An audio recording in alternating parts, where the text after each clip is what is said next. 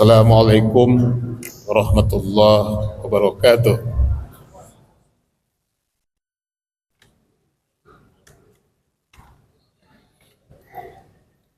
Alhamdulillah,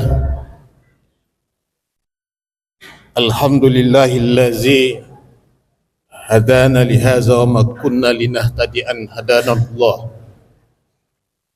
Asyhadu an la ilaha illallah wahdahu la syarika lah wa asyhadu anna Muhammadan abduhu wa rasuluh la nabiyya ba'dah. Allahumma shalli ala Muhammad wa ala alihi wa sahbihi ajmain. Amma ba'd, fa ya ibadallah, usikum wa nafsi bitaqwallah faqad fazal muttaqun. Ittaqullah haitsuma kuntum wa la tamutunna illa wa antum muslimun. Bismillahirrahmanirrahim. Qad aflaha man tazakka wa zakara isma rabbih fa shalla. Bapak-bapak, tuan-tuan guru, saudara-saudara dan majelis Jum'ah yang dimuliakan Allah Subhanahu wa taala. Ada dua terminologi yang cukup melekat di tengah suasana bulan Syawal ini. Kita selalu mengucapkan minal aidin wal faizin. Kembali ke fitrah. Terminologi fit, terminologi aid, dan terminologi wal faizin. Id berasal dari kata ada ya'udu id, idul fit. Artinya kita kembali ke fitrah. Fitrah yang dimaksudkan di sini adalah kesucian jiwa dan kesucian rohani. Saya mengambil pengertian yang dikemukakan oleh At-Tabari dalam tafsir At-Tabari. At-tahayyul lil qulbi al-haq wad-din. Ada kesiapan mental untuk menerima kebaikan dan agama tauhid. Ini secara terminologi. Islam itu adalah agama fitrah. Sehingga ketika kita memasuki bulan Syawal dan momentumnya pada pelaksanaan Idul Fitri itu, kita saling bersalam-salaman dan mengucapkan selamat berhari raya, Eid Mubarak, dan terminologi-terminologi lainnya. Yang kedua adalah terminologi al-faizin, kemenangan. Kemenangan setelah selama 1 bulan kita itu dilatih, kita itu digodok, kita itu dibina oleh syariat melalui perintah Allah Subhanahu wa taala pada saat pelaksanaan ibadah puasa Ramadan. Dalam bulan Ramadan itu ada 4 aspek yang menjadi ukuran pembinaan itu. Pertama adalah dimensi spiritual. 1 bulan ritme, volume spiritual kita tingkatkan, didukung oleh lingkungan selama bulan Ramadan itu. Kalau selama ini pelaksanaan ibadah kita seperti sholat hanya dalam 5 waktu dalam 1 hari 1 malam, tetapi kuantitas ibadah spiritual kita itu kita tingkatkan dalam bentuk amalan-amalan sunat. Komunikasi kita dengan Tuhan cukup terbangun selama bulan Ramadan itu. Orientasi kita ke Tuhan, seolah-olah Tuhan dekat dengan kita. Tuhan mengontrol apa yang kita lakukan selama bulan Ramadan itu. Cukup terbangun dimensi spiritual selama bulan Ramadan itu. Yang kedua adalah dimensi emosional. Kita ini pemarah. Pemarah itu menjadi karakter daripada kemanusiaan kita. Tidak ada manusia yang tidak pemarah. Apalagi menyangkut harga diri kita diusik, menyangkut pribadi kita diganggu, dan lain-lain sebagainya. Akan muncul rasa amarah. Insting pemarah itu ada dalam diri kita, terutama dalam rangka mempertahankan diri kita. Tetapi selama bulan Ramadan berhasil melalui puasa itu meredam tingkat emosi kita pada titik yang paling terendah. Kita ingatkan kawan, mohon maaf, saya puasa, tolong dijaga. Tidak saja di rumah, dimanapun kita berada, di kantor, di kampus, kita mampu menahan emosional kita. Ini bukan suatu hal yang mudah untuk dilakukan, apalagi ditekan. Imam Al-Ghazali mengatakan ada 2 cara menahan emosional seseorang. Pertama adalah kita tekan potensi amarah itu. Yang kedua, latihan dan puasa Ramadan itu berhasil mendidik seseorang untuk menekan tingkat emosionalnya. Lebih daripada itu, muncul rasa pemaaf kita kepada orang lain.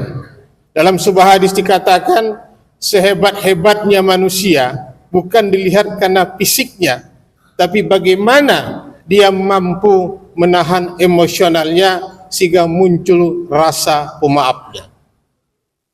Yang ketiga, kita berhasil memberikan penguatan dalam diri kita dimensi sosial. Kita berzakat, kita berinfak, kita bersedekah, bahkan kita berwakaf dengan kemampuan yang kita miliki. Dorongan dimensi sosial ini melatih dan menyadarkan kita bahwa kita itu harus hidup berbagi, menyadarkan kepada kita harta yang kita miliki, profesi yang kita miliki, jabatan yang kita emban selama ini, itu adalah amanat dari Tuhan. Di dalam harta kita itu, kita sadar, wa fi amwalihim haqqun lis-sa'il wal mahrum. Dalam harta kita itu ada hak fakir miskin yang peminta-minta, lis-sa'il, dan ada hak fakir miskin yang mahrum, yang segan untuk meminta-minta. Tapi kita perhatikan, karena kita sadar puasa mendorong kita memberikan penguatan pada dimensi sosial yang kita miliki. Kemudian yang terakhir adalah selama bulan Ramadan, terutama selama kita melaksanakan ibadah puasa Ramadan, kita mampu memberikan penguatan dimensi intelektual kita. Apalagi kita masyarakat kampus. Kita sadar dan kita mampu memilah mana yang benar, mana yang batil. Kita mampu merekam kebenaran yang hakiki. Kita mampu melihat apa yang kita kerjakan itu mana berdampak positif atau berdampak negatif. Selama pelaksanaan ibadah puasa Ramadan, 4 dimensi ini saling terintegratif satu dengan yang lainnya. Bapak-bapak, saudara-saudara sekalian, Pertanyaan berikutnya adalah, apa yang kita dapatkan pasca Ramadan? Kemenangan apa yang kita raih? Kemanfaatan apa yang kita dapatkan? Keberhasilan apa yang memperkuat diri kita pada hari ini? Sebuah kemanfaatan, sebuah keberhasilan, atau lebih tepatnya sebuah kemaslahatan dalam konteks pasca Ramadan ini, dalam kajian hukum Islam mengenal, diorientasikan kepada dua hal.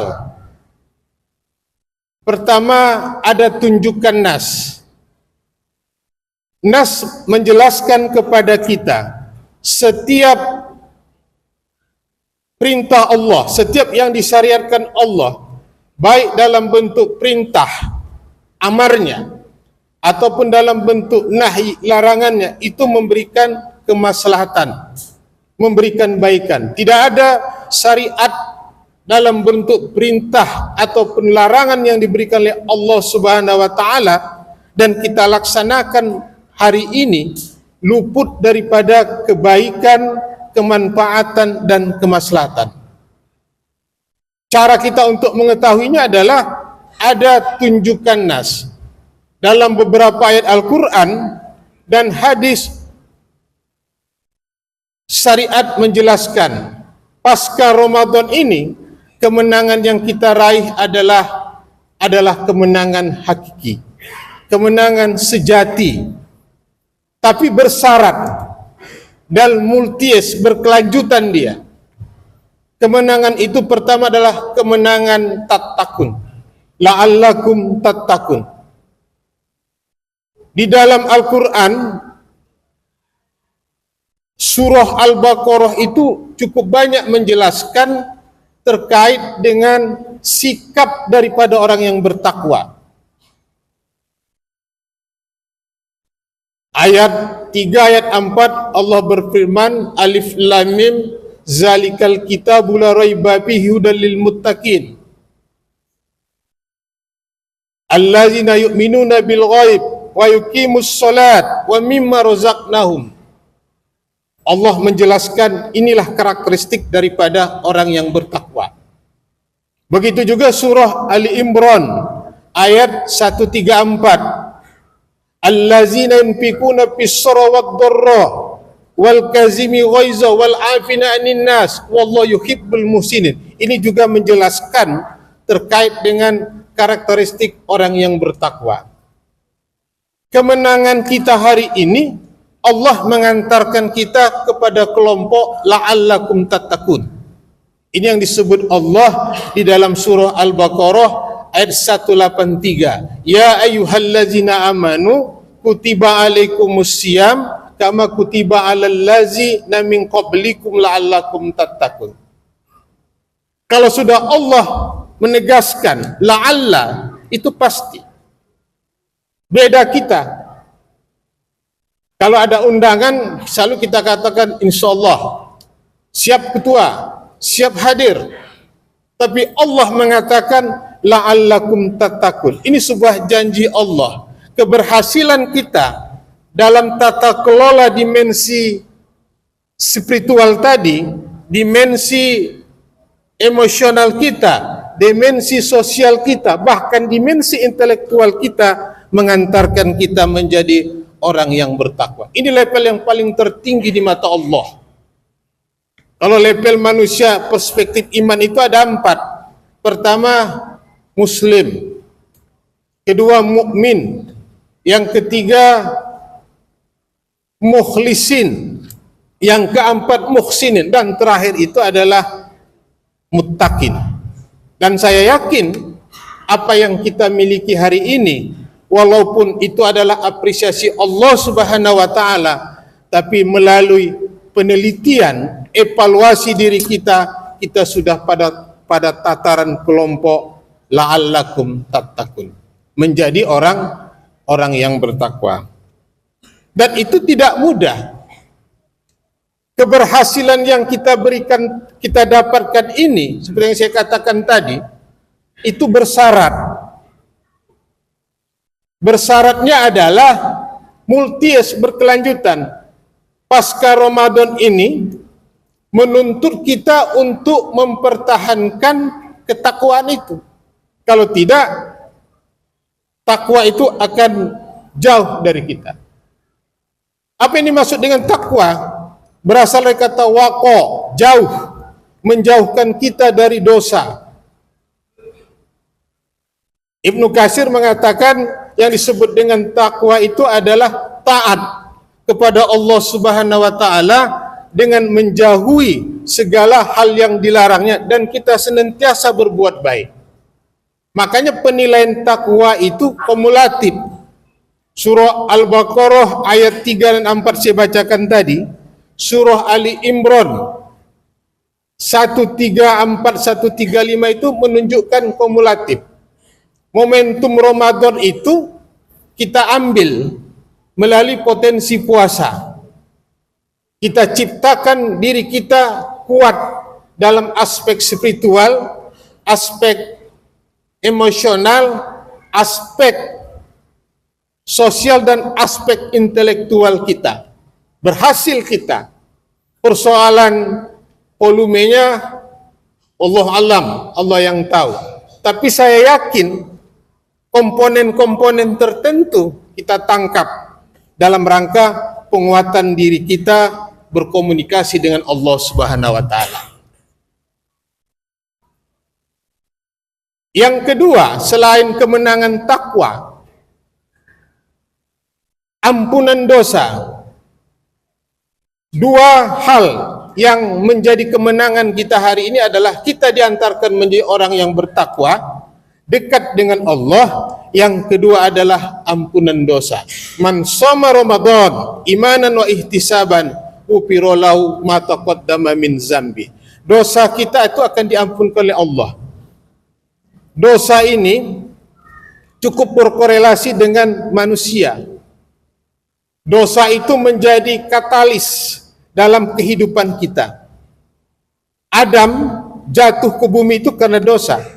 Kalau dia tidak berdosa, dia tidak akan di bumi ini. Dan mungkin juga kita juga tidak ada di bumi ini.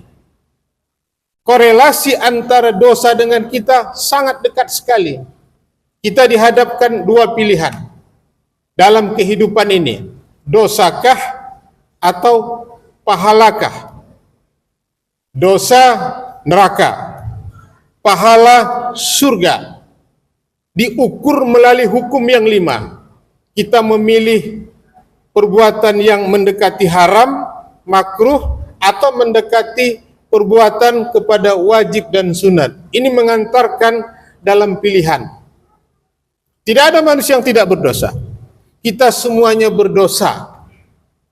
Karena kita adalah makhluk yang rentan dengan lupa. Kita rentan dengan kesalahan-kesalahan. Setiap Bani Adam itu adalah pencipta dosa. Tapi Allah sangat menyenangi ketika kita merasakan diri kita berdosa, kita menghadapkan diri kita kepada Allah Subhanahu wa taala dengan pintu tobat. Allah sangat menyenangi sekali ketika kita bertobat di hadapan Allah Subhanahu wa taala. Oleh karena itu, Bapak-bapak, saudara-saudara sekalian, momentum Syawal pasca Ramadan, seperti yang saya katakan tadi, kemenangan yang kita raih hari ini dalam bentuk fitrah suci, kita harus pertahankan. Kemenangan yang diberikan oleh Allah dalam bentuk apresiasi la'allakum tattaqun. Kemudian ghufira ma taqaddama min zambih. Ini harus kita pertahankan. Multies berkelanjutan sampai kita nanti akan diberikan lagi ruang dalam rangka penguatan aspek-aspek yang saya sebutkan tadi ketika kita berjumpa Ramadan pada tahun 2026 Masehi. Persoalannya apakah kita sampai ke depan? Wallahu alam. Tuhanlah yang tahu. Tapi kita berkomitmen bersama terutama kita masyarakat kampus, masyarakat pembelajar, potensi intelektual yang kita miliki akan mampu membedah sekaligus merekam apa yang kita lakukan dari tahun ke tahun. Ini semakin mendekatkan diri kita kepada Allah Subhanahu wa taala, sehingga kemenangan-kemenangan tidak saja beridul fitri wal faizin, tapi la'allakum tattaqun dan ghufira lahu ma taqaddama min zambi, kita senantiasa kita dapatkan. Barakallahu li wa lakum bil Qur'anil azim wa nafani wa iyyakum bima fihi minal ayati wa zikrul hakim. Innallaha ghafurur rahim.